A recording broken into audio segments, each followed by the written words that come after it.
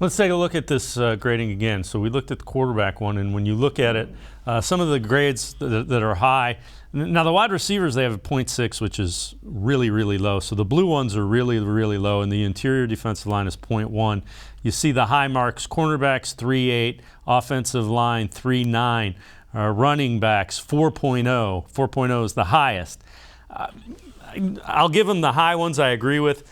I think wide receiver being 0.6 and interior defensive line being 0.1, it's a little rough. I get it. They're unproven. But they do have young people with some talent in those areas.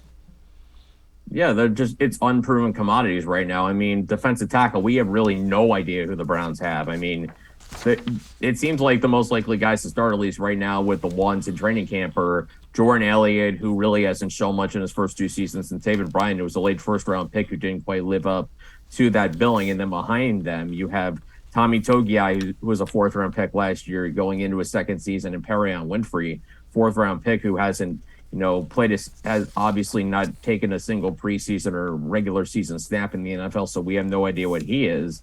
Defensive tackle, I mean, again, complete unknowns when you're getting that position. Wide receiver, to an extent, we have an idea of what it is. We know Amari Cooper is a pretty good number one receiver. He's not an elite number one receiver, but we know he's a number one.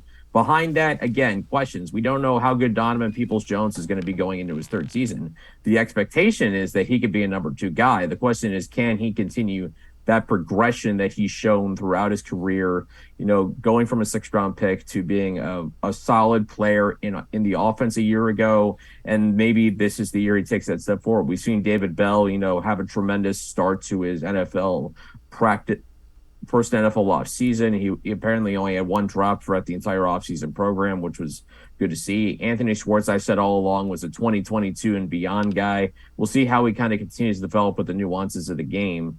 So, I mean, you're talking one known player at that position versus a bunch of questions. Of course, it's not going to be ranked high. I mean, when you talk about analytics, that's where you're looking at known commodities. Your analytics are not about guessing. It's using known information to make informed decisions. And when you don't know what you have, then obviously you're going to err kind of on the more conservative end, the lower end, until you see those pieces that a team has, show more. That when they do more, obviously then their value becomes greater because it's a known quantity. They're like, hey, all of a sudden, guy we didn't know about has a 1,000-yard season. Maybe he's more valuable than we think. So it wouldn't surprise me, especially if Deshaun Watson plays most of the season, if that number gets bumped up throughout the season.